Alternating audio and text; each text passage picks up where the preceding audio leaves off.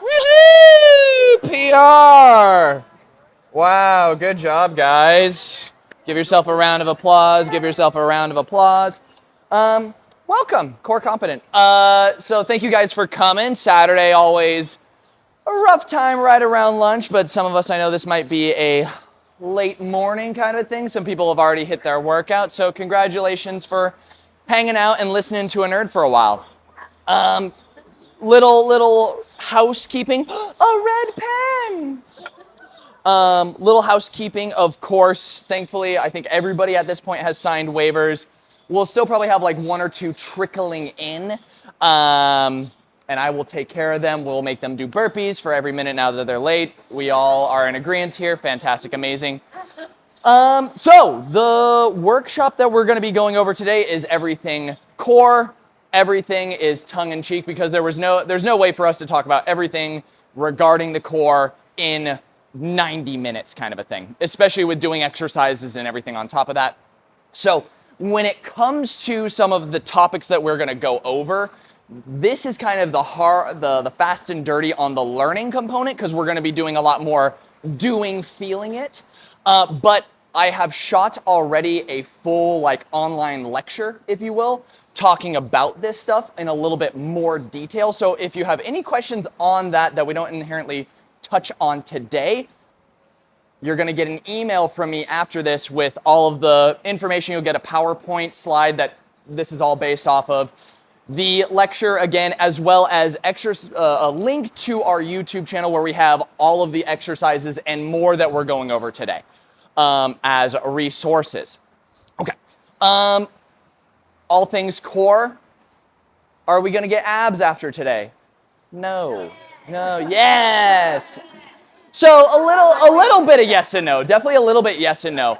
There's a lot of individuals that are lean, but they do not have the tension, the neural integrity, the ability to hold and maintain a little bit of tension through their core, so they don't necessarily have abs. But again, you have plenty of people that are strong as hell, right? We can think of all of our, high-end power lifters, strongman competitors, that they definitely have a strong core, but they got a little bit of padding, and so we're not going to be able to see that. I'm not going to say that you're not going to get six packs from this. You might have a little bit more shape.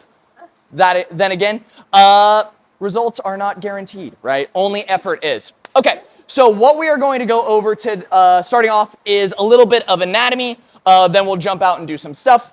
Come back for some stability, mobility talk, why that's important, more exercises, and then finally the one that everybody's waiting for, bracing and breathing. Got a lot of questions on this. Before we do any of that, though, if you guys have been to any of our workshops before, it's test time, okay? So what we're going to do is we are going to do a little bit of a pre-test. We're going to learn and do some stuff, and then we're going to do a post-test, okay?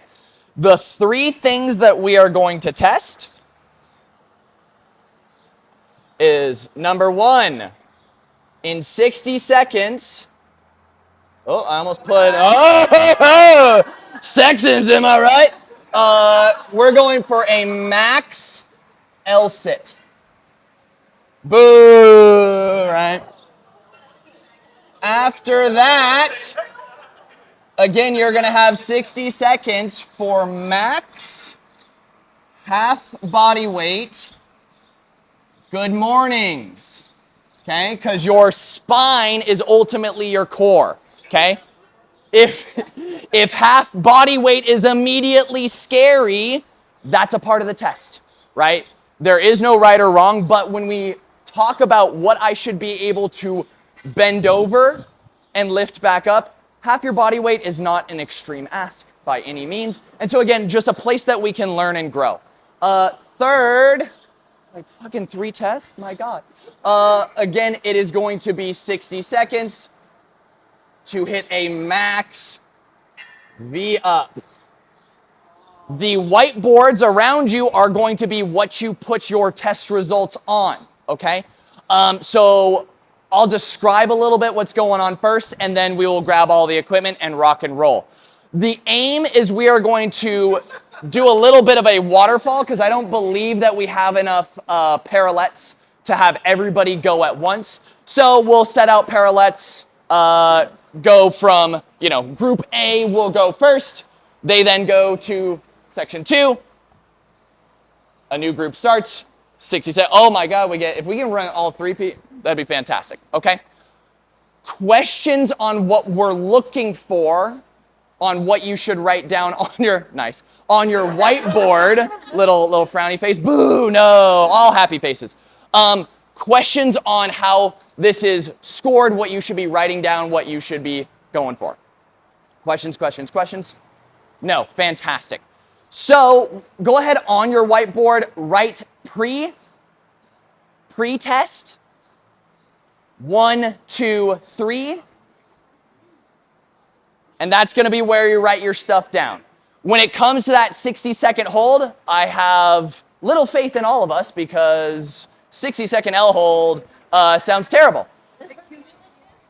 Cumulative, exactly. Krista brought up, how are we getting that? Let's say I come up at the start, I get 10 seconds in, I come down. Clock is still running. I go up again, you add, okay? That's the aggregate.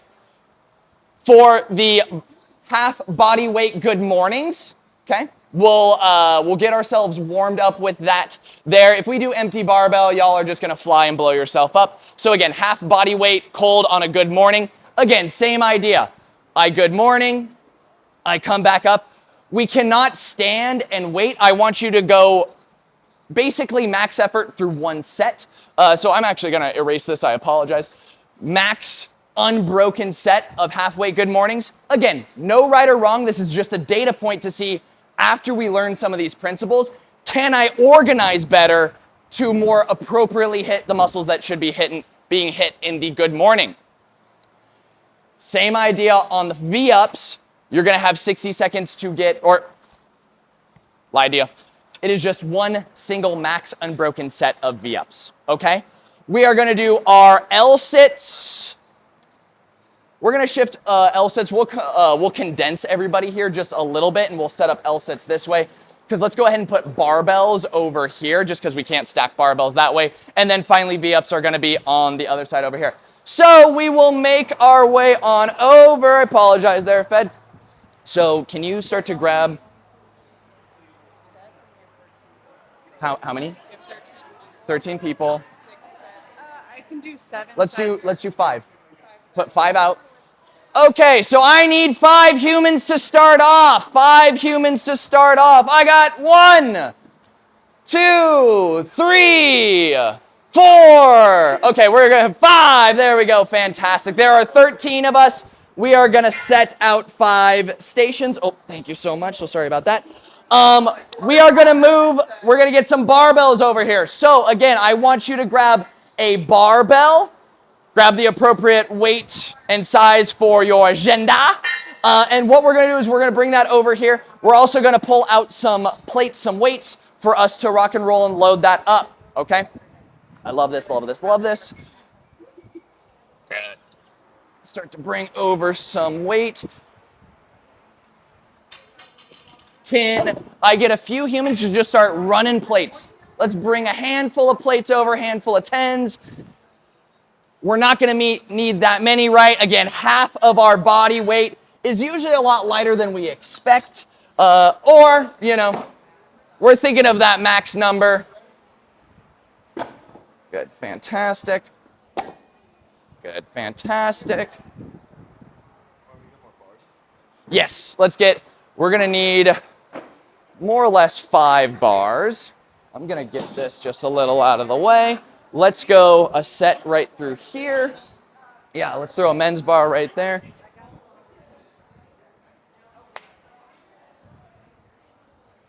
All right. Let's go one more bar. Fantastic. Okay. So we're going to give ourselves a little bit of time in between each station. I'm not expecting everybody to jump in. Yay, bring it on through. It's okay if we roll this a little back. Watch your little toesies. And we'll throw this in here. Perfect. So again, a little bit of the movement standard when it comes to the L-sit. From here, I want legs long, right? If that means that we can't fully get off the ground, that is okay, right? We don't need to be in this full pike position, but I want us to have our legs long, okay? That's going to be the standard for this. If you can get the heels off, amazing. Again, if we cannot hold the heels off, that's fine. I want you to maintain that, though. I don't want you to go half with your heels off, half with your heels on. Commit to one, right? We love to commit. Again, have your whiteboard. We're going to write down that information. Again, for the good morning. Barbell on upper back. I know we signed waivers, but nobody needs to get hurt here, right? I want you to go down as far as is sanely safe, right? I don't need us to go all the way below parallel. I don't want us above 45 degrees though, okay? So it's okay if maybe one's a little bit lower than the other as we rock and roll. But again, what I want us doing with that good morning is with half that body weight in total on the barbell, I want to see some efficiency of movement. I'm going to be watching y'all from afar, a fitness peeping Tom, if you will. And from here, we're seeing, okay, where do we have breakdowns? Again, keep yourself safe. You are responsible for your safety. But again, if somebody's moving really, really wonky, I'll stop y'all. And again, we're just writing down that data. V up. We're going to come and do that all on the awesome jujitsu mats here. Standard, again, is going to be fully flat, arms touching the ground. When I come up, I want to touch my leg beyond my knee. Do I need to touch my feet? No. I want to make sure, though, that we are touching the shin. Okay? Does anybody have questions, comments, concerns before we start moving and grooving? We're going to turn a little music on, get a little vibing.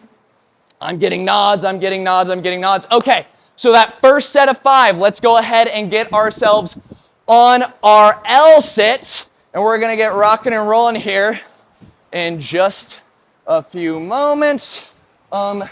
There is a remote for that clock. I'm going to run that clock.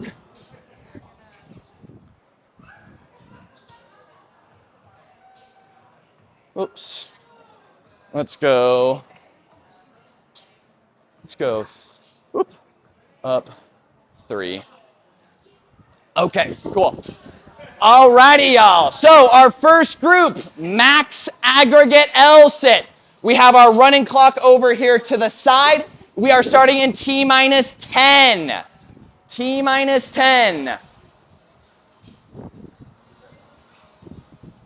3, 2, 1. Let's go. Beautiful. Breathe.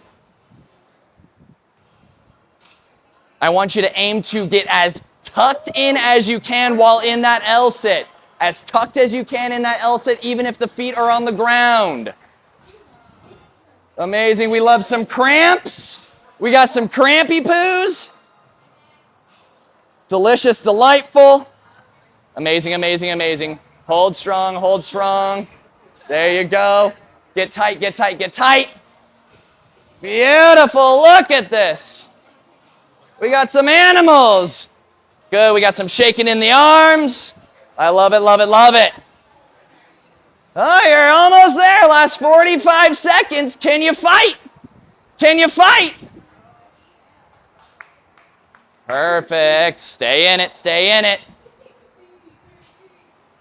And you have 3, 2, 1. Relax. Woo-hoo-hoo. Okay, those that were just on the L-sit. Those that were just on the L-sit, we're going to shift over to the barbell for the good mornings. There might be men's bars interspersed in here, so make sure that you grab a bar appropriate to you. I'm going to give us a couple of minutes to warm up. So start to give yourself a couple of empty barbell good mornings. Throw a little bit of weight on. I'd love for you to be there in the next 90 seconds. Well, let's go here, here, here.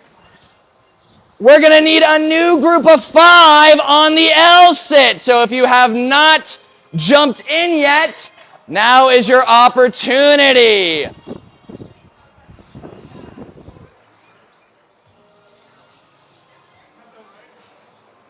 Beautiful, beautiful.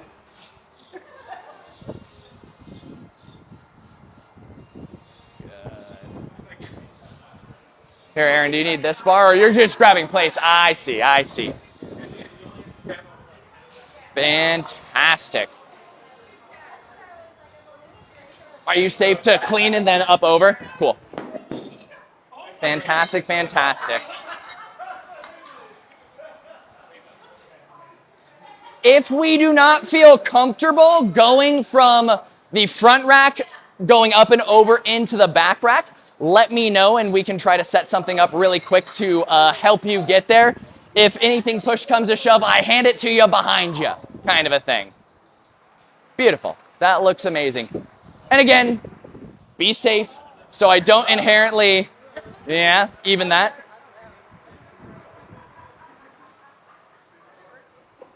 It's a little high. Why don't we pop the 10s off? Yep. Perfect. Yeah, pop it off and then we can kind of come back and, because I would rather you get a little bit deeper and have a few more reps kind of a thing. All right. Awesome, awesome. Okay. We ready to rock and roll? Ready to rock and roll? Again, for good morningers, it is going to be your max unbroken set, okay? Unbroken meaning I can still come to the top, re-brace and go, but I don't want us taking a 5-10 second like, okay, now I guess I'll go. Hit your max unbroken set. Do not hurt yourself. Okay. Our next round. We got our L-sitters. We got our good morningers. Going in 10 seconds.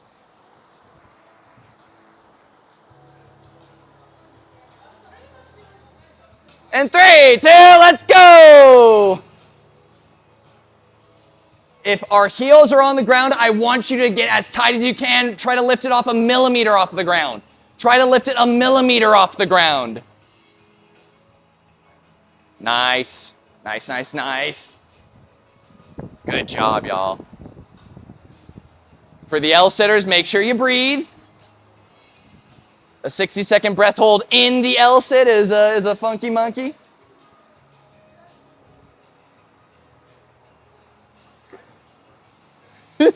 Really try to lock those elbows out. Lock those elbows out on that L-sit. That'll make sure that those arms fatigue a little less.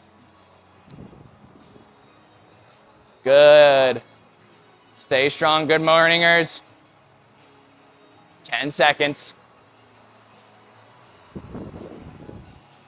And 3, 2, 1, time. Good morningers, go ahead and chill. There we go. Woo! Breathe and relax, breathe and relax. Okay, L-sitters, write down the aggregate time that you got. Write down the aggregate time that you got. Good morningers. I love that everybody was able to keep moving through the 60 seconds. That means that we have an awesome little time domain that we can see, okay, can I get more organized and get more reps on that second time through? If you just did the good mornings, we're going to come over to the V-up station. We're going to come over to the jiu-jitsu mats. I shouldn't have had those tacos. Listen, if anything, there's a little bit more in there to help brace, right? We're taking up the... She's like, I don't know about you, but I would never say that. That a boy, baby. My body weight is 150 pounds. Yeah. Got a nice, strong posterior chain. We'll live, we'll survive. It's like, man, dude, it's like I shouldn't have worked out before this, right? All right. Good morningers for sure. Give yourself a little bit of warm up, a little empty barbell stuff, and then we are, again, getting into that position. All right, Becky. How do you feel about cleaning it and then going into the back rack? Have you done it with the 95? Hit it with the 95 first. Because it's okay if it's below body weight. Whoop, whoop. You're good. Good? Feels good? Didn't feel sketchy at all or anything like that? No? Cool. Yeah, I'd like you to get a little, show me a full depth one. Feels heavy, but no immediate nastiness or anything like that. Okay, yeah. No, that's plenty of depth. Plenty of depth. Bail it off behind you or go back overhead into that front rack. Good. There you go, perfect. Whoop, whoop. Getting blasted. There you go.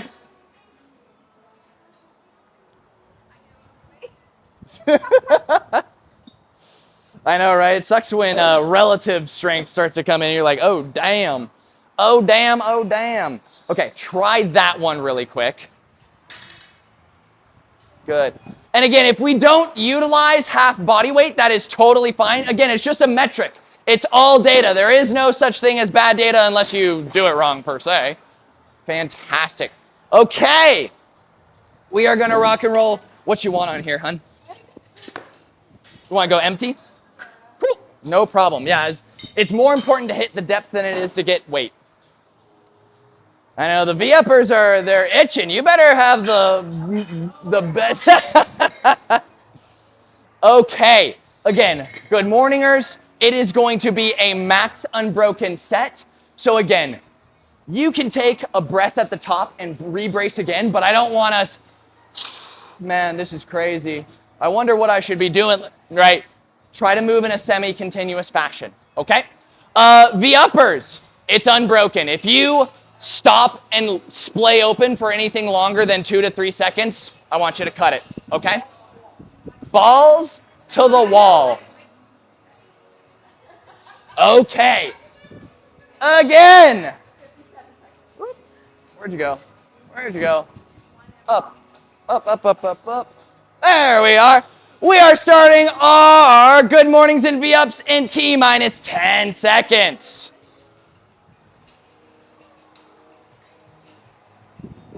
3, 2, let's go. Beautiful. Touch those hands to the ground on the V-uppers. I want to see that full extension there. Beautiful. Good morningers. Breathe. John, can I get you a little lower? Better. Nice. Good. Beautiful, y'all. Nice, Megan. Good.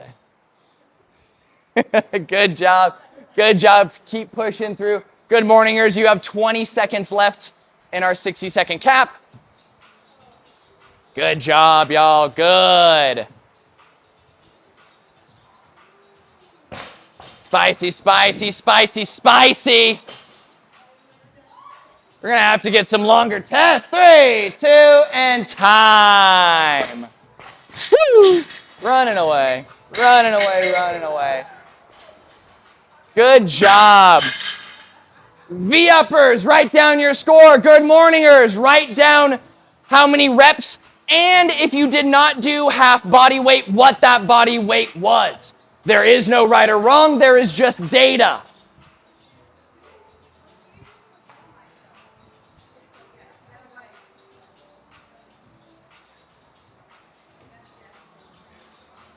Amazing, amazing. If you just did the good mornings, you're going to be over on the V-ups. If you did the V-ups, what I would love and would be so helpful is if we could put all of the L-sitting apparati away, as well as just putting the weights back over on the side. We'll keep the weights out. We can kind of shuffle the barbells over, but we are not going to need the L-sitting tools until later, and we might as well put them away, kind of get them out of the way, because we have so many humans here today, which is amazing and awesome. And again, I thank you so much for hanging out with us today. Okay.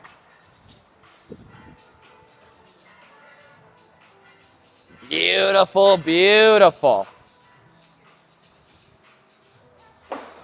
Gonna give you guys like another minute or so, because, right, as you guys were setting up for yours, right, there's all of that. So, couple of breaths, hang out, relax. Again, the standard on that V-up is, yeah, make sure your hands actually touch the floor behind you. If you can't touch the floor while being in that kind of hollow bottom position, hey, it's a good indication that we have some shoulder mobility to work on. That is not what we're going to touch on today, but it exists. Again, biggest set that you can do. If you feel like you have to splay out and breathe for 3, 5, 10 seconds, done, right? Okay. Where did I put the booper? I have found the booper. All right, y'all, last of the 3 tests. We are starting here in T-minus 10 seconds. There we go. Fantastic. Thank you guys so much for moving all the equipment. 3, 2, let's go. Touching the shin, touching the shin. Group 1, cheer on group 2, or tell them, fuck them, right? We're better, we're group 1. I know, right? Rock star.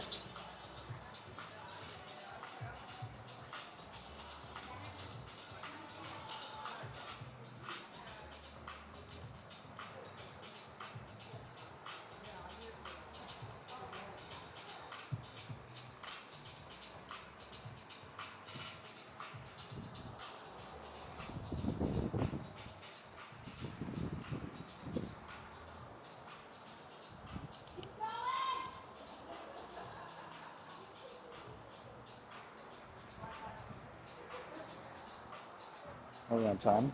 Just got to 12. Yeah. Woohoo! Good job, y'all. Good job, y'all. Go ahead, dismount off of our amazing jiu-jitsu mat. What a great ad for jiu-jitsu.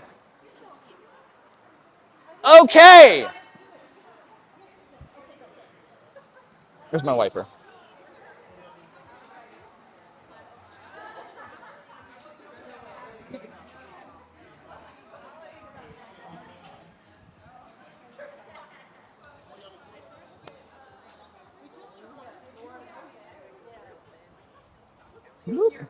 Bumping into stuff. Yay! Congratulations on finishing the test. Amazing. Probably information just off of the test alone that we can glean and take back to our training. You know, some things that you're like, whoa, half body weight on a good morning. That was either spicier than anticipated or easier. The LSAT, hey, you know, I proved to myself that I could actually do a lot more. And there's some beauty to having tests within your training program, right? And so, you know, if you don't have a coach programming those for you, you know, it's always nice to have things like that. So feel free to take these home as a possible test.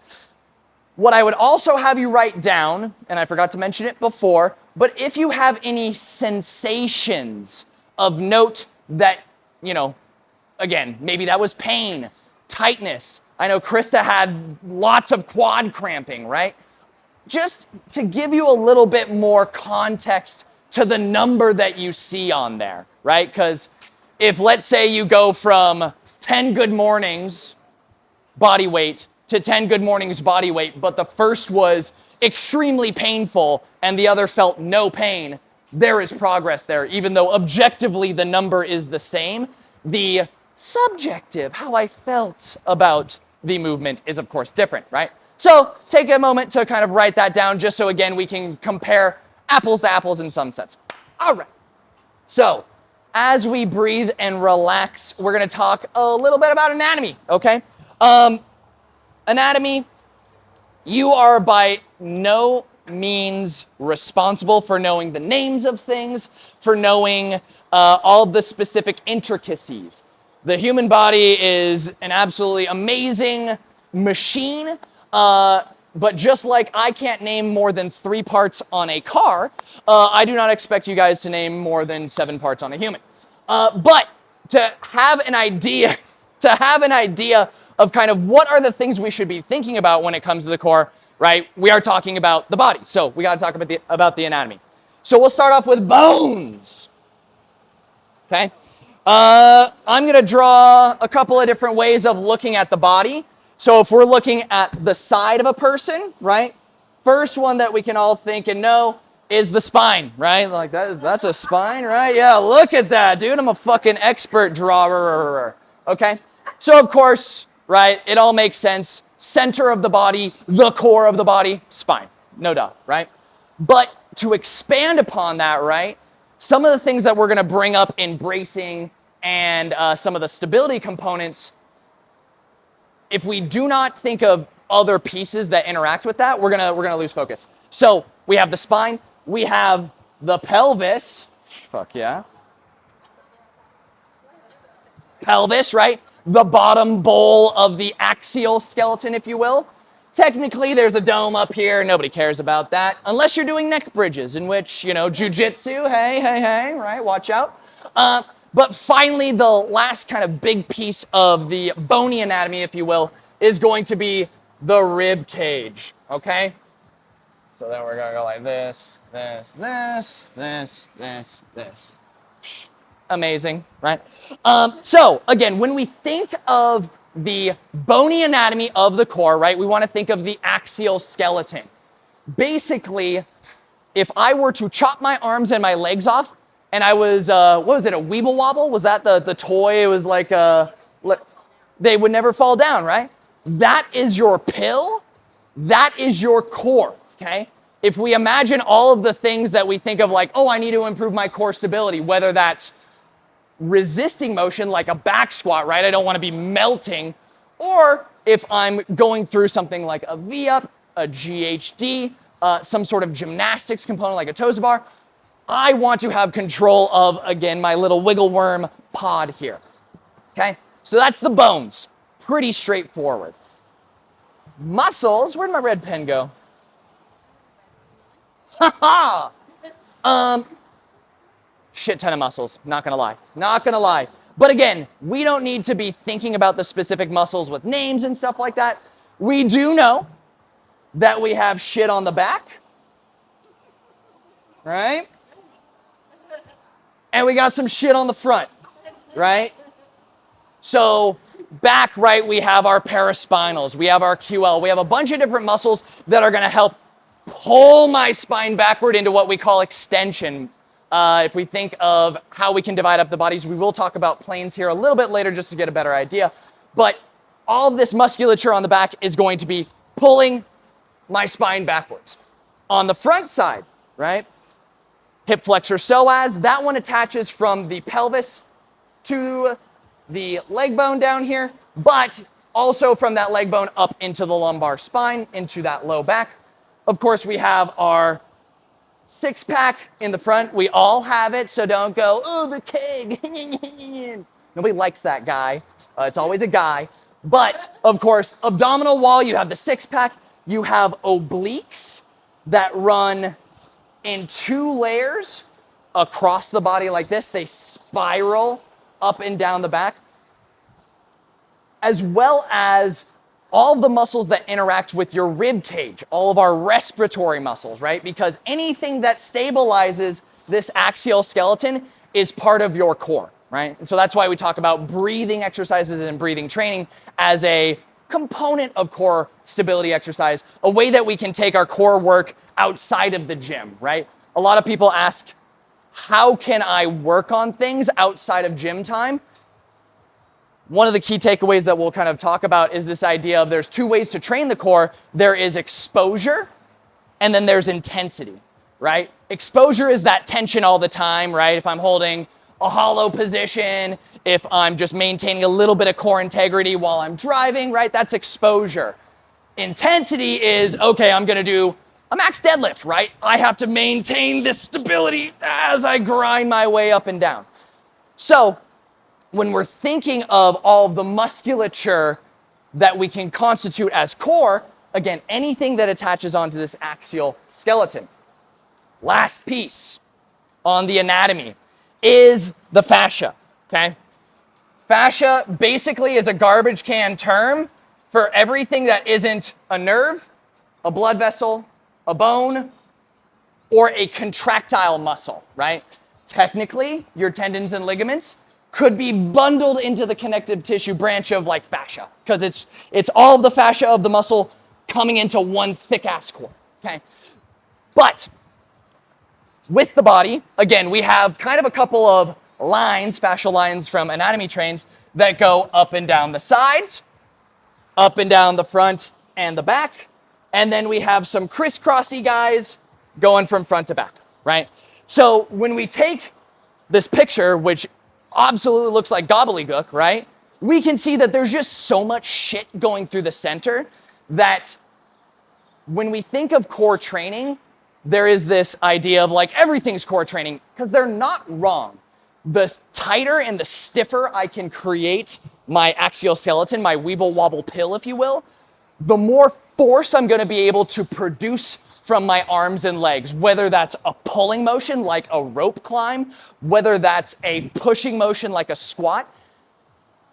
There's a term in CrossFit called from center to extremity, or core to extremity. Tighter I can get my core, the more I can explode here. So one of the key takeaways that we're going to hit here on, like, if we think about how to train the core and what does the core do, right? The core basically has two jobs, okay? Does anybody want to guess what they are? No right or wrong. Keep everything inside. I like that. I know that we can finesse our way to get these answers to line up, so I love it. I love it.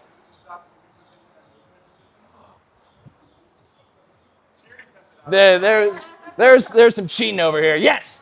Okay, so again, one, it is to stop motion. Again, most of the time when we think like, oh man, my core is weak, what are the movements that we're usually thinking of that from, right? Maybe it is toes to bar, and that's going to be section 2, so that was a terrible example, whatever, right? Deadlift, squat are big compound movements, right? It's the deviation, right? I go to dip drive, I go to get out of the hole, and I get the, right? Oh my God, my core is weak. The reason why we know it's deviating, baby.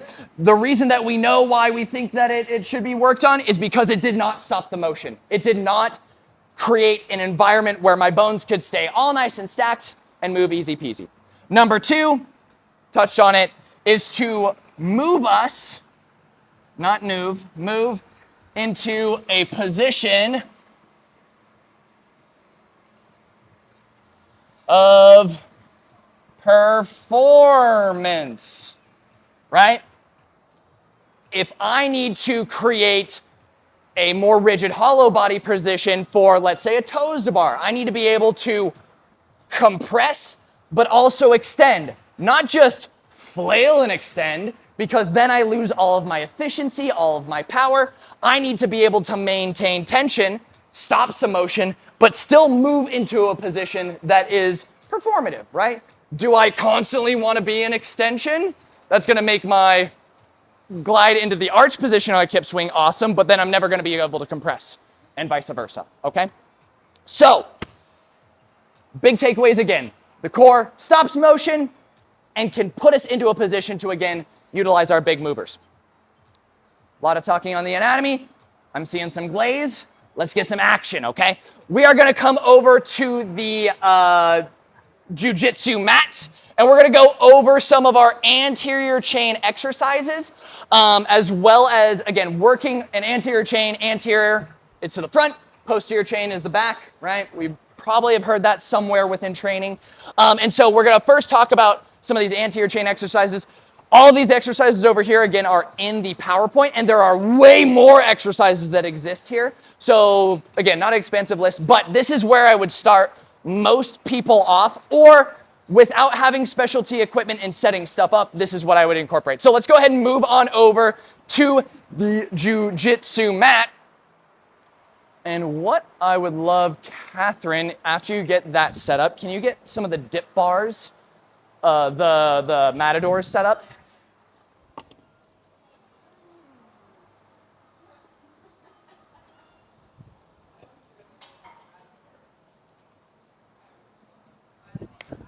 Okay. Come on in, the water's fine. We will, after this, do a little poo-poo pee-pee break, so if you need, just hold it. We're gonna get all of the tension first. Don't let that out. Okay. So, we're gonna start off again with a couple of my favorites in the sense of most people can get into these positions, but it's hard to master them. Maybe they've never been in these positions. First is going to be my favorite, dead bug. Jojo, can I have you come in the center? She was like, I'm not gonna come. And I'm like, here we go. Okay. So, dead bug. Most people have seen this movement. The reality is most people have not felt what this movement should feel like, okay? So what we're gonna do is we're gonna have Jojo lay flat on her back. And most people, when they're doing dead bug now at this point, will just go right into the knees up, right into the arms overhead, and they'll just start, there we go, right? Wow, athlete. There's nothing wrong with that crossbody crawl, but most of the time we haven't started with the actual activity of that trunk, the activity of the core. So what I'm gonna have Jojo do first, nope, bring those legs back down. God, bad, no. Every time she does bad, right? So what we're gonna do is we are first going to orient the pelvis and the rib cage together, right? Because spine, there's a lot of bones in there. It's kind of hard to conceptualize where the fuck those are. But you got this big old pelvis and you got this big old rib cage that we can use as kind of metrics, okay? So using her feet to help her, she's gonna tuck her tailbone under like a dog tucking its tail between its legs.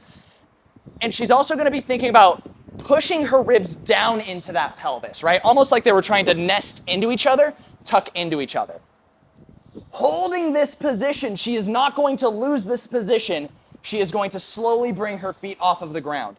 If she immediately loses that position, hey, we're keeping our feet on the ground and we're just learning how to create that posterior pelvic tilt, really crunching into the abs here, right? We can already see Jojo starting to shake a little bit.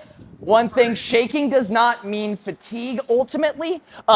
As you fatigue, you will start to shake a bit more, but the shaking is more neural awareness. Go ahead and relax. So again, shaking is a good sign that you are getting activation. Most people stop at the sign of shaking of like, oh my God, I'm fatigued, I'm gonna drop. But we want to work through that, okay? So what I want us all to do now is find a little space on the mat, and we are gonna set ourselves up for dead bug, and we're gonna do a couple of holds. Okay. So with everybody set up, and we'll grab you a couple of yoga mats here. Okay, fantastic. Get on in.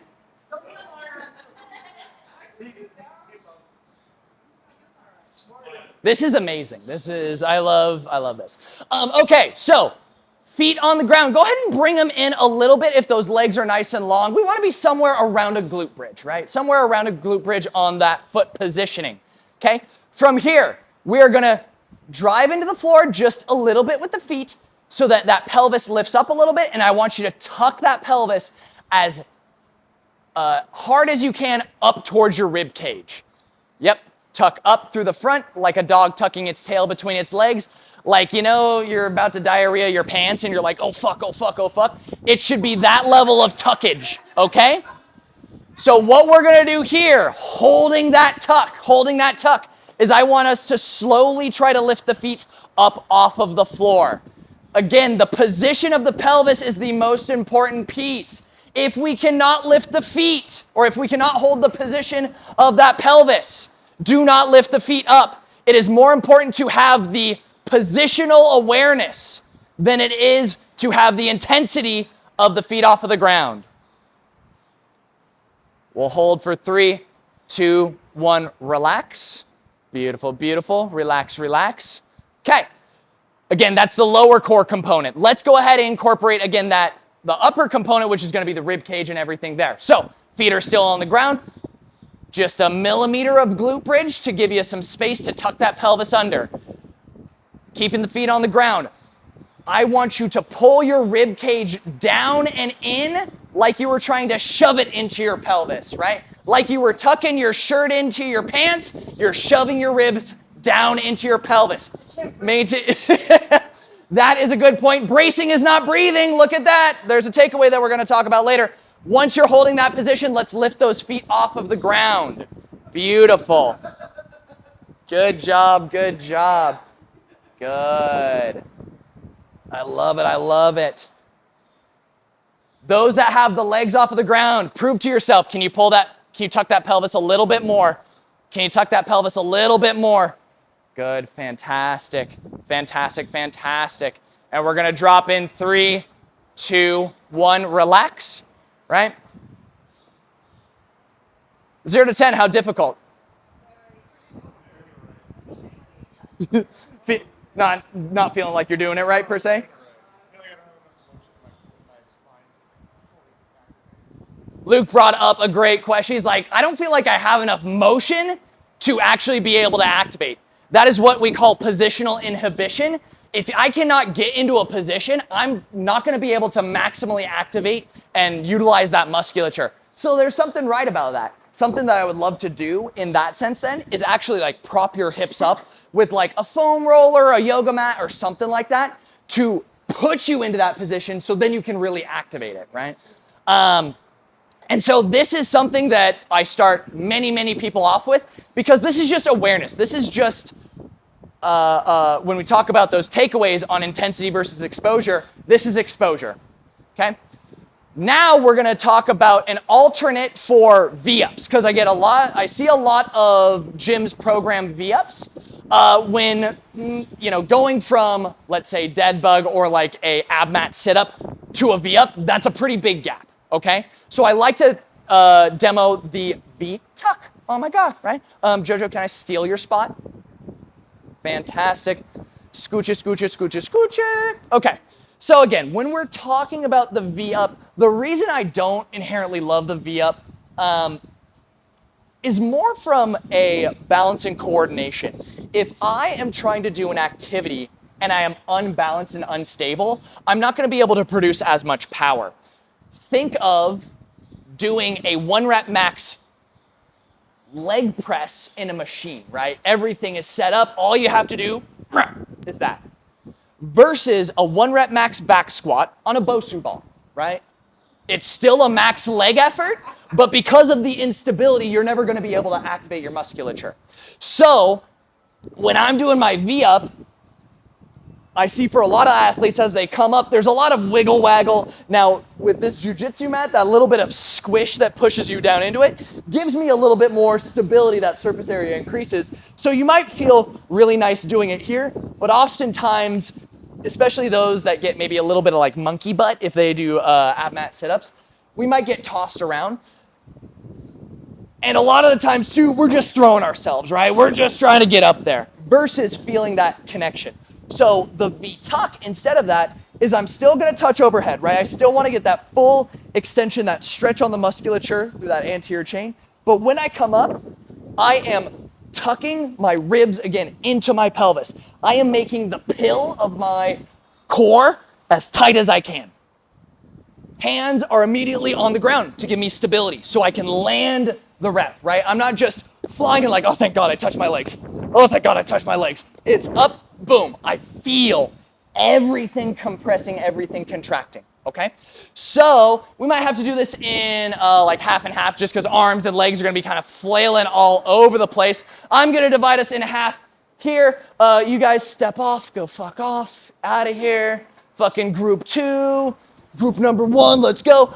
Come on in, y'all. And what I want us to do is let's go ahead and do a simple set of 5 V-tucks.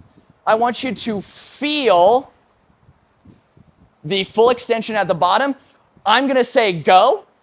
You're gonna come up and over, and I want you to hold that top position. And again, the top position is a little bit of that crunch, fingers on the ground. I don't need my knees to come all the way up into my chest. Even if we go from here to here, totally fine, right? But we want a little bit of those hips to flex up, okay? So from that down position, let's go up. Beautiful, beautiful, beautiful. Let's go like this for you, Sammy, and come on down. Can you grab me, I want to bolster. Grab some of our thicker mats. We can start you a little bit higher and get that tuck in, okay? Those at the bottom, let's go ahead and let's do another one. Set those arms nice and straight and up. Good, fantastic. Good. If we felt a little bit off there, allow those knees to tuck in a little bit more, right? Fantastic. I would rather those knees to be tucked in a little bit more to feel a little bit more of that tightness. Fantastic. Let's go down. We got last two. And up. Good, land. Beautiful, beautiful, beautiful. 3, 2, 1, down. Give me that last one. Boom. Fantastic, fantastic. 3, 2, down. Whew. Roll off. Let's get group 2 in. Come on down.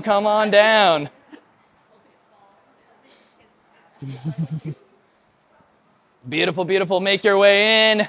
Fantastic. Again, we already saw with group 1, if we start to feel a little unstable, giving yourself a little bit more of that knee bend, okay? If we have our legs nice and long, that leverage is going to really toss us versus getting nice and tight, okay? Arms up overhead. Let's get into position. And up. Beautiful. Hold. Becky, go ahead and bend your knees a little bit more. There you go. Nice. Good. And down. Good. And up. Good. Breathe. And down. Good. Fantastic. You're totally fine. And up. Good, fantastic. Be okay bending those knees. I'd rather you get more compressed. Get more compressed rather than straighter legs. And down. Last one for good measure on your own. Stick the landing. Go. Boom. 3, 2, and let's relax. Alrighty. So this last piece will be on your own as we clean some stuff up and give people poo-poos and pee-pee breaks, okay? I like to add in some suspended core work. A lot of the times for a lot of our movements, especially things that we constitute, like, core, toes to bar being kind of the primary one that I like to think of. Again, we are either suspended via a hang, or if I'm doing something like, let's say, muscle up, the dip, having the ability to contract and get that core activation is awesome. Oftentimes I find if we're doing suspended work, people's grip strength is just not, is usually the rate limiting factor, right? It's not like, oh my God, there's nothing I can do for my core. It's like, oh, my arms, but like I'm getting a little tired. And so this is a way that we can continue that suspended work, but now I have the efficiency of stacking bones because bones don't get tired, muscles do, okay? So this is just going to be our top of the dip, either L-sit like leg lift or knee to chest, right? Same basic principle though. I am trying to compress my rib cage down into my pelvis. Again, whether or not I'm doing knees or toes is just a level of intensity. There is no right or wrong when it comes to that. What is the most important piece is going to be the integration of the contraction of all of this anterior chain musculature pulling you up and in, okay? So we have 3 of the matadors out right now. Go ahead and jump on, and I want you to do a set of 5, nice and under control, either knee to chest or leg lift, okay? I would prefer knee to chest, but if you want to try the leg lift, there's nothing wrong with that. Okay, go for it. And this is your opportunity to get a little bit of water, a little poo-poo pee-pee break, do whatever you need, okay?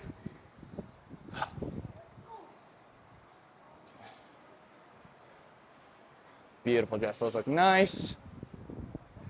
Good, nice tuck of the pelvis. Let's see what you got, Becky. Good. Awesome. Give me 2 more. Good. Perfect. Go ahead and come on down. So I want you to now feel the difference of, it's almost going to feel, and yeah, a lot of the times just like the leg lift, it's activating some sort of core musculature, but it's not the abdominal wall to hold us in that better pelvic position. So what I want you to think of this time, knees still coming up, but I want you to imagine pulling your pelvis up around, almost like a roly-poly bug. You know how they're, right? So instead of being here, I am here, right? That bit of that pelvic tilt. Here we go. Good. Be okay with that weight shifting. Yes, yes, that one looked way better. Good. Good. Last one. Good. How did those feel in comparison? They looked like they were a little harder, like the body was trying to work a little bit more for it. Yeah, well, maybe a little bit of like the stabilizing in it. But when it comes to awareness and whatnot, there's some times where we're not feeling it as much. I see that a lot of times with some of my patients. And so be okay with maybe not feeling like, oh my God, there's this crazy contraction. But definitely positionally, that second set looked a lot better. Definitely looked a lot better. How did the V-tucks feel? Good, spicy, but good. So you can I do a lot of like dead bugs at my other gym and stuff, so like yeah. So we feel that, but Slow it down. maybe not so much on this one. Yeah. I would be curious because there's some people, like especially ladies have less upper body musculature where holding the dip can be a little bit difficult. So I'd be curious how like a hanging variation would work. Or I mean, thankfully here with the Grim Reaper like elbow support, you can lock yourself in and kind of get here to be able to kind of really pull through there as well. Suspended work is not a huge component of kind of what I do ultimately for a lot of people for core training, but it's just a fun way to switch it up, you know. Yeah. So it's not like, oh my God, if I can't feel it here, like fuck, like I gotta work on stuff. There's plenty that we can do. Exactly, right? You're just moving the hip, you're not moving the pelvis. Yep, totally. All right, last opportunities to touch the dip. If you've already done so, let's have you come on down and take a seat because we're going to talk about a little bit of mobility versus stability.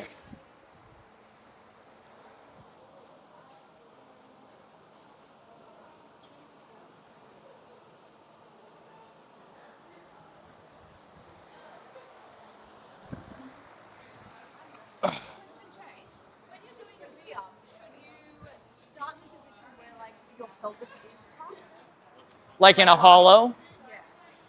Personally, so I would say there is no right or wrong, right? Just for everybody, Jess had a question in regards to the V-up. Yeah, Jess had this really dumb fucking question.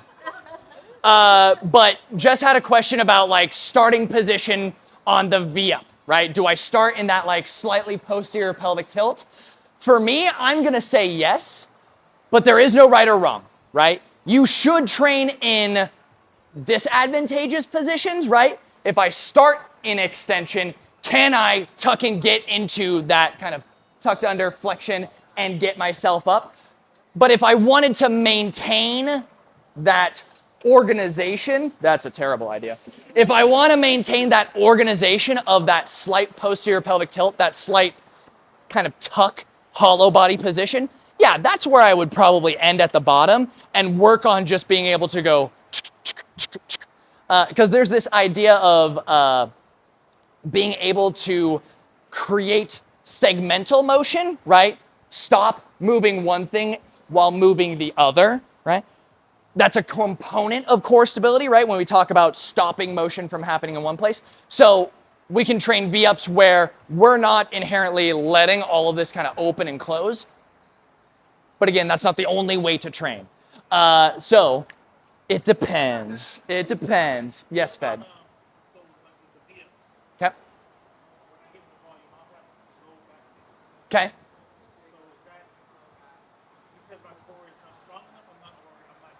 So question from Fed is basically high volume V-ups blows up my back, right?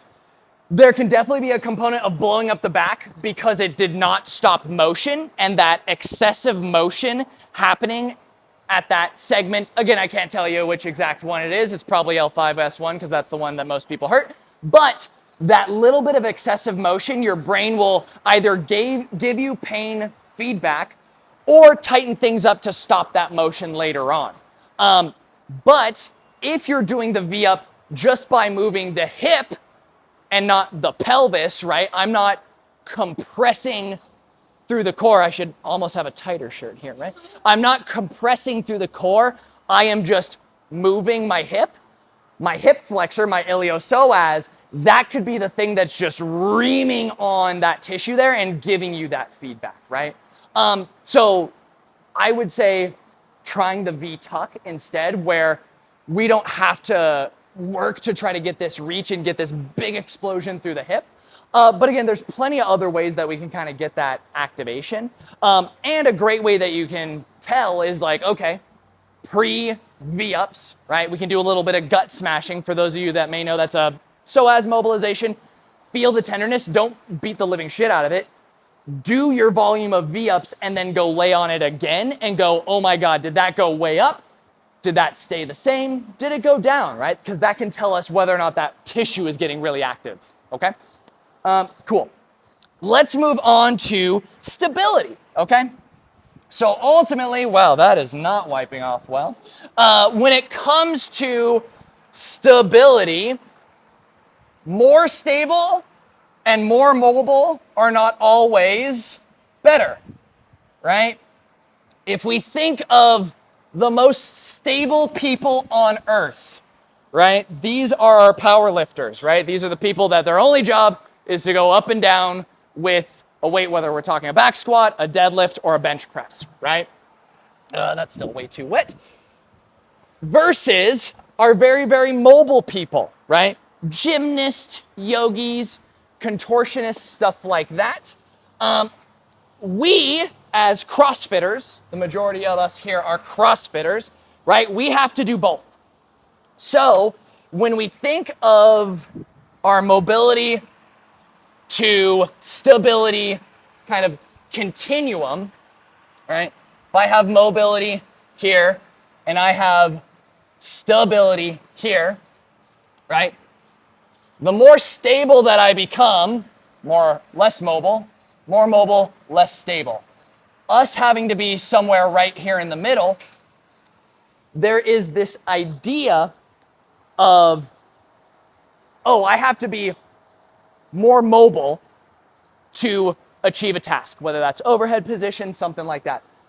But most of the time, too, we can have those exact same people go, well, I have some stable units, need for stability. So your body has this fun way of being able to try to get rid of or limit the amount of bottlenecks that we have when it comes to mobility versus stability. So we have this alternating pattern. So if, let's say, we're talking about the lower body, okay? I have my foot / ankle. I have my knee. I have my hip. I have my pelvis and lumbar spine. And you know what? Because let's say we're talking about a back squat, we also have our thoracic spine, our rib cage, everything there, right? Your body likes to stack mobile and stable units in alternating order to make it so that we're not ultra Gumby, right? So the foot and ankle is mobile, the knee is stable. The hips, the ball and socket hip is mobile, the pelvis and lumbar spine is stable. The thoracic spine, my rib cage, that middle to upper back, that should be mobile, right? And should be, right? Positional inhibition, right? What we were talking about before. If I'm really, really rigidly stuck in a position because I don't have the mobility in my thoracic spine, I'm not going to be able to activate the musculature, which we talked about how many fascial lines, how many muscular lines interact through that rib cage. That's a piece of mobility that I would highly recommend if you are thinking about your core work. You're inspired after this to like, you know what, I'm only doing core work. Hitting a lot of thoracic mobility is going to be beneficial. Also, hitting a bunch of hip mobility. So if I have a problem area, for the majority of us when we think of our core, right, it's usually the low back and the pelvis, right? It's not like, oh man, I need to work on my core because my thoracic spine, I can't pop these titties as well as I like, right? Most of us, right, it's kind of like a low back, right? If I can work on the thoracic spine and the hips by mobilizing them, I usually see great increases in my sensitivity in my low back and pelvis, but also my ability to actually turn things on. Okay? So we have that. We're gonna skip that and we're gonna hit this. So, oh wow, that's bad.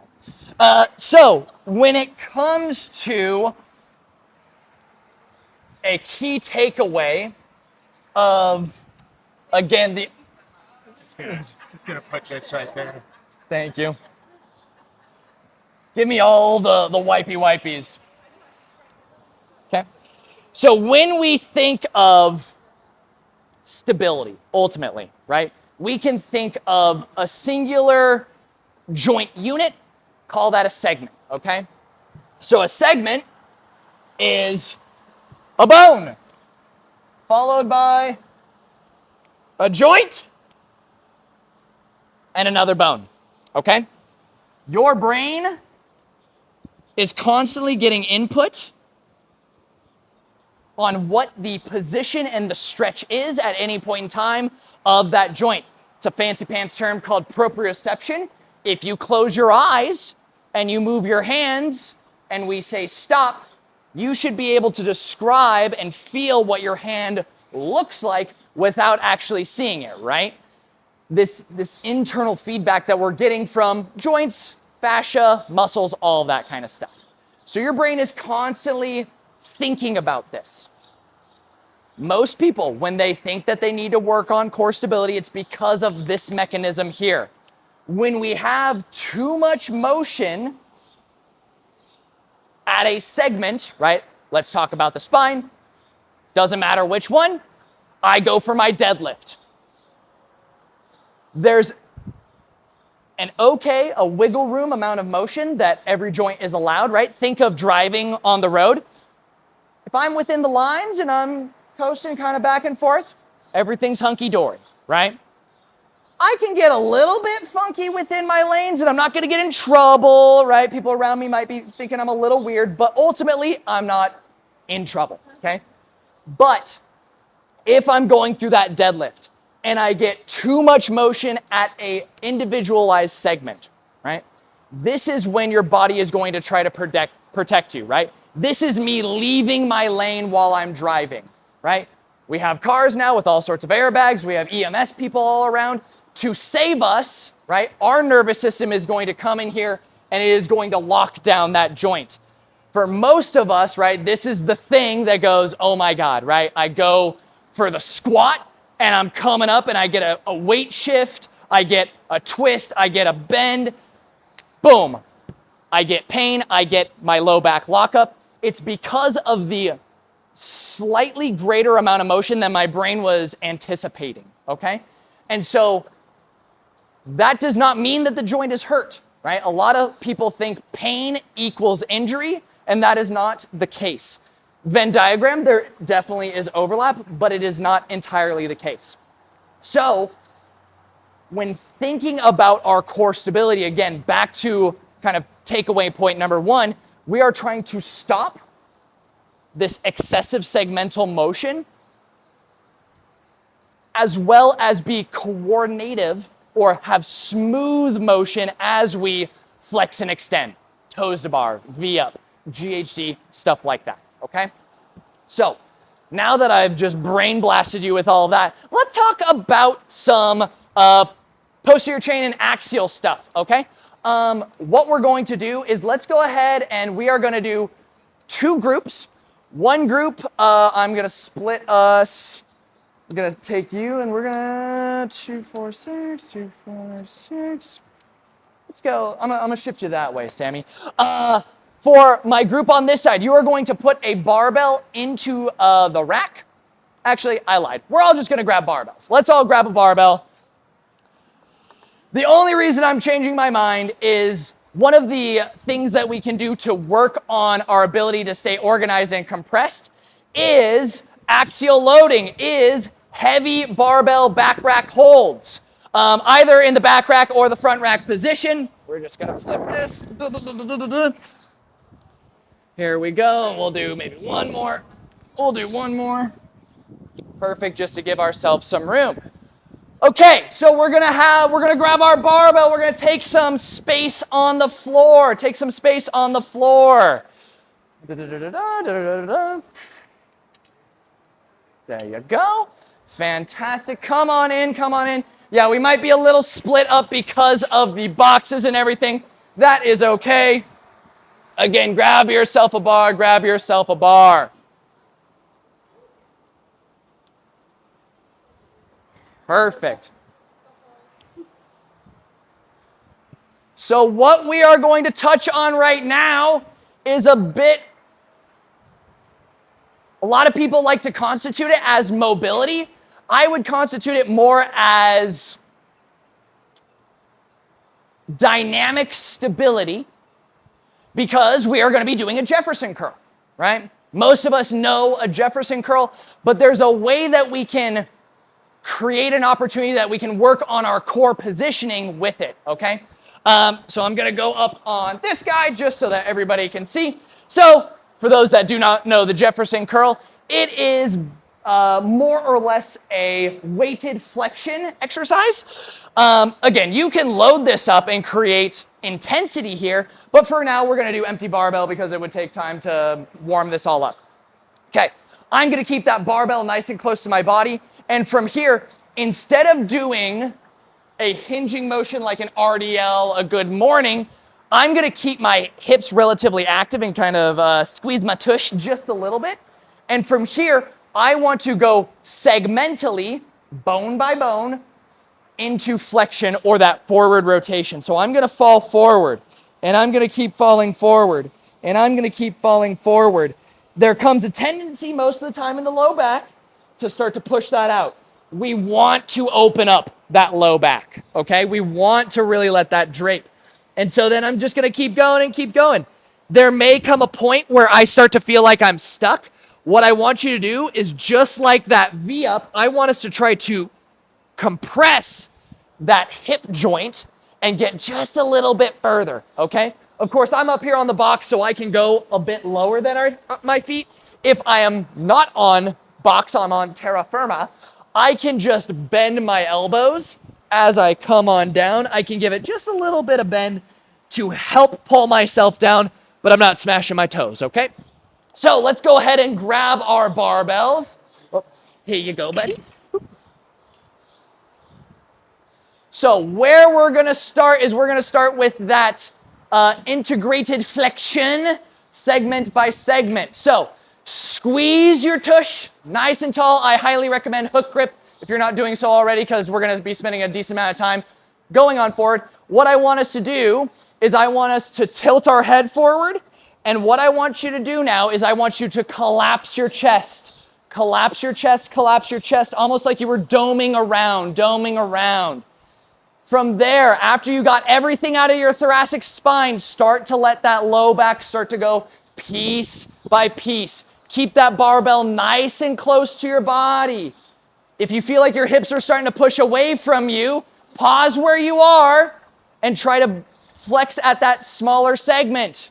Good. We got a bunch of people already down on the ground. Super benders. Breathe. Don't forget to breathe. Good. For those that are near the bottom, see if you can try to pull yourself into position a little bit more. From the bottom, I want you to go now in reverse. Start to tuck the pelvis underneath a little bit more and stack vertebra by vertebra. It's the same exact motion forward as reverse. If the barbell that we had in our hands right now was a little too spicy, go down. Nothing wrong. We want a little bit of weight to help guide our body into that position, but it's not imperative, right? This is a loaded activity that we can build up over time, but what I want you to do is I want you to just do 2 more on your own, and I'm going to go around and help correct, okay? Go ahead, 2 more on your own. Nice, John. Nice. Good. Allow those shoulders to roll forward and really expose the upper back. Good. Breathe. Breath check. Breath check. Megan just super bendy over here. I was going to say, pull yourself deeper now. Pull. So you're going to try to compress your hip, but you're going to pull the bar. Yep, 100%, 100%. Good, because yeah, we definitely still have a little bit of flatness here. So let's go ahead and come on back up. Perfect. So go segment by segment. I'm going to stop you and get you to bend a little bit more in certain spots. Beautiful. Pause. Pause. I want you to bend just here.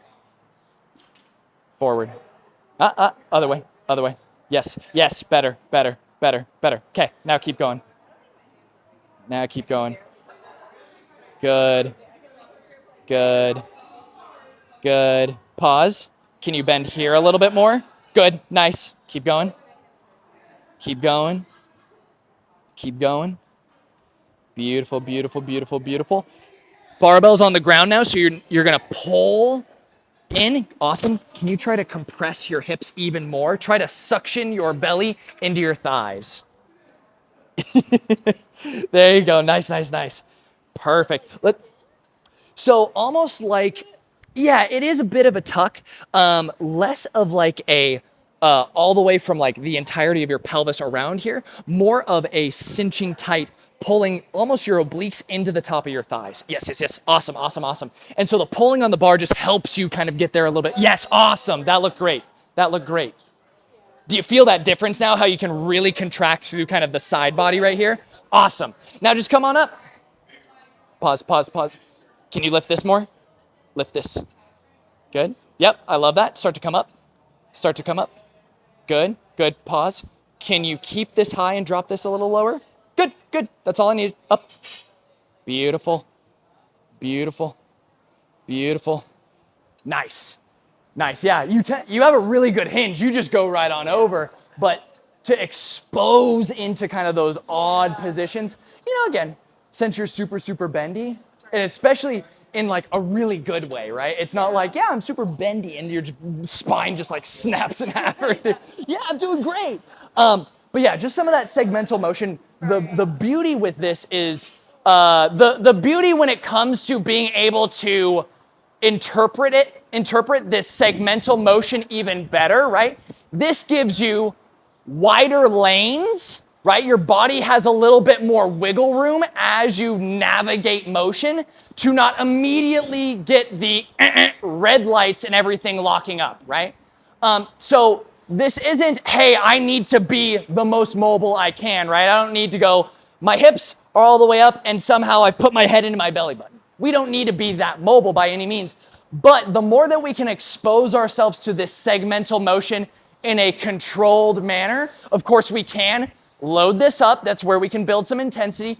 That is going to give our nervous system breathing room on the big lifts. And it's going to make some of your body's sensation just a little bit more accurate because you've exposed it to this wide range of motion. Okay? And again, the other thing that I would do as like a really good way to just build some integrity there is axial loading. John, can you throw a barbell up into that rack right there? You're going to be my dummy. Luke, you're going to be my plate loader. So, this is a great opportunity. What's your one, or what, you just did 350 for 5? So what's your 1 rep? 425. All right, Luke, we got to start loading up some fucking bars. What? We're doing that? You're not squatting. You're not. I don't want to hold it. Shh. We gotta put Chase on the other side. Oh, no, no, no, no. There we go. I want him anymore. We got to show these people some intensity here. So the idea with rack holds. All I want you to do is from the back rack, and you'll keep it up against the rig. Whatever. I'll take a cold one. No, you're not even going to walk it out. You just stand up. Oh, Exactly. It's just a rack hold. Okay? John is like, you're going to kill me. But no, this is actually one of the safest exercises you could ever do because technically it's an isometric. You're not moving. This is a rack hold, okay? The bar is going to basically stay in the rack the entire time. All John's going to do is stand it up. This is a great way for us to work on our total organization core-wise for things like heavy back squats, okay? So what John's going to do is he's going to get himself into the bar. He's going to take plenty of time to make sure his setup is correct. We're not going to talk about squat setup, but what he's going to do from there is he's just going to stand up. And he's holding. Building 10 to 15 seconds. You can see the shaking here, and that's not just John's normal shake, although we love that one. That is intensity. That is intensity. 3, 2, 1, go ahead and rack. There you go. There you go, buddy. So when we're in that position, right, I'm having to create. We have to be able to keep that spine organized. There's a great study where basically they took all of the bones of the spine, they stacked them up, and they just started to stack weight on top of it to see when it tumbled off, right? 5 pounds. That's all it needs, right? So that means everything else stabilizing is core trunk musculature and that fascia, right? So this is, again, a very safe way for us to get organized in that trunk without exposing ourselves to like, oh my God, I'm jumping. We jumped right to his 1 rep max, or well, this is not his 1 rep max, this is below it, right? So put respect on his name. But we were able to jump right into that right away. This is really quick, simple accessory work that we can do at the end of end of our workout, just to get some intensity there, and it'll help with your back squat because you'll be used to putting that 1 rep on and going like, oh fuck, that's what that feels like, right? Okay, cool.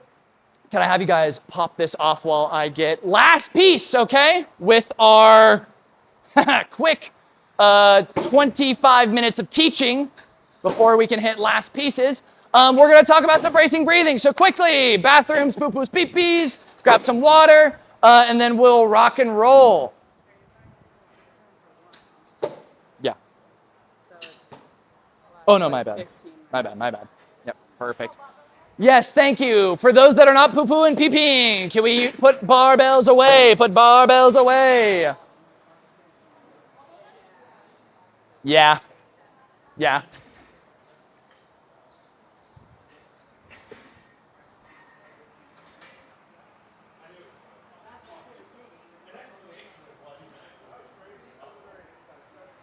it's a deeply inside joke. I think that violates hip. Nope.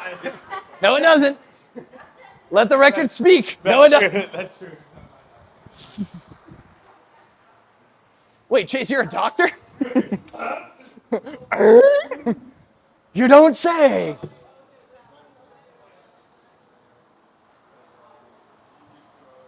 Oh, that's good. Sponsored by NOCO. Yeah. One will go right here. Yeah, you'll just drop it. All right.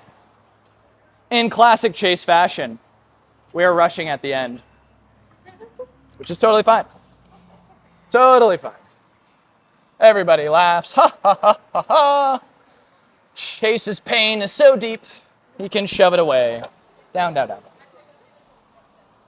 Okay, so the big one, the one that everybody's been waiting for. Bracing and breathing. Bracing and breathing. Such a vast topic that it could be its own workshop, and it used to be its own workshop through Action Potential. So we're going to do, again, a little bit of a fast and dirty. We're actually not even going to touch on the exercises that one would do to work on your breathing and whatnot. But it is in the videos. And again, we talk about it a little bit more in depth than what we're going to do now. But the ideas you can bring into everything that you do. We talked about the intensity versus exposure when it comes to core training. This is where I get the majority of my exposure, okay? This idea of creating intra-abdominal pressure, or IAP, okay? First, we got to know what we're pressurizing, okay? So again, we're back to the spine. That's, okay, we're just, Chrissy, give me my thingy back. Quick, oh, that's fine. More. Okay, so let's see if I can draw a spine again. There we go, that's better. Okay, pelvis. Rib cage. Yeah, we'll stop it there. Okay, so when we're thinking about how we breathe, okay, there's two types of breathing. There is rib breath, and then there is diaphragmatic breathing or belly breathing, right? Belly breathing is kind of more of a garbage can term. The diaphragm, for those that do not know, attaches on the bottom side of your rib cage and attaches into your low back. When it contracts, it flattens out like so, pulling downwards, okay? Your rib cage, if we're holding a little bit of tension, does not change its shape. So as it drives down like a plunger or like a syringe, it's going to draw air into my body, right? That is me breathing, pulling that air down, getting air into my lungs. That is diaphragmatic breathing. Rib breathing, we all know it. Oh my God, right? It's that lifting of the chest. We can feel it in our neck sometimes. But those ultimately are kind of the two ways of us breathing. When we are trying to build intra-abdominal pressure, we are going to try to limit the amount of rib cage motion so that we can draw the most within the diaphragm. When we think of the musculature of the trunk, of course, again, we talked about we got shit in the back. There's some little shitters in the front. But if we think of the entire outside, the abdominal wall, again, the obliques, transverse abdominis, the rectus abdominis, all those fun guys, we have a vessel volume that doesn't inherently change, right? It's not like when I breathe, I get vast amounts of stretch. Sure, our skin stretches a little bit, but it's not like I go from 7 cubic feet to like 20 cubic feet. Right? It doesn't change that drastically. You got all your guts in here. So when we belly breathe, right, the reason it's called belly breathing is when I pull through my diaphragm, it pushes everything else out. My belly expands outward. When I breathe out and that diaphragm relaxes, letting that air out, my tummy comes in, right? Go ahead and place your hand on your belly, hand on your chest. What I want you to do is you're going to give me 3 chest breaths so I can tell that you're breathing. Okay, ready? 1, 2, 3, chest breath. And out. Couple of yawns, we'll take them. Chest breath in, chest breath out. If you don't feel like there's a lot of motion there, come on, you're athletes. Let's get more motion. Breathe in, breathe out. If we do not have good thoracic mobility, we probably won't have as great rib motion, okay? So there's another sign that we can utilize there. Let's switch it over to belly breath now, okay? Hand is on the top, anchoring us down. Let's breathe in, hand will go out. Breathe out, belly goes in. Breathe in, belly goes out. Breathe out, belly goes in. Okay? That is the forward and back. When we're talking about this, we are a 360-degree human. If this is our spine, you have core musculature that's going all the way around you, transverse abdominis. You have obliques coming towards the front of the pelvis. You have the six-pack in the center. Our 360-degree breath, we're going to take our hands, we're going to make L's. We're going to find our hips. We're gonna come above the hip bone into the sides, okay? What I want you to do is you're gonna take a deep breath in with that belly breath. You should feel it come out into your hands ever so slightly, ever so slightly. Breathe out, force your hands together. Breathe in, push your hands away. Breathe out. Should feel a little bit of intensity there. If we don't feel it, hey, this is a great drill to work at home. I like to do it after some dead bugs. I'm laying on my back. I did a little bit of core awareness. If I hyperventilate, I'm on the ground. I pass out, I'm in a good spot, right? But ultimately, we're getting that awareness. We are getting the exposure training to the abdominal wall. The reason that we gotta know and think about all this stuff is that to create intra-abdominal pressure, okay? I want to take the pill, right? Again, we're gonna even simplify it more. Pelvis, rib cage, spine, right? I want tight musculature on the back. I'm thinking of a back squat. I'm getting locked in. Tight muscles on the back. I get locked in on the abdominal wall. This is why we do the dead bug. This is why we know how to create tension through the wall. When I brace, I suck air in. I pull the diaphragm down. This increases the pressure within the abdominal cavity. It's like air shocks. If we don't have any air in the air shock, the system is floppy, okay? When I increase air, when I increase pressure here, I am basically creating a squishy bag that holds the spine from the front. The spine, again, is your core. You can move all this gooey shit, it can get compressed, no problem. If my spine segmentally deviates, my brain does not like that. So again, to increase our core stability, our ability to produce intra-abdominal pressure or fill the airbag in our belly is the biggest thing. There was a question about how to use a belt. A belt just gives us even more stability from the front side and the back side to increase this intra-abdominal pressure, right? How to rock belts is gonna be its own fucking workshop, so stay tuned for that. But the idea of bracing and breathing is that if I am maximally bracing, I cannot be breathing because I have pulled my diaphragm down and I have created the tightest airbag that I can.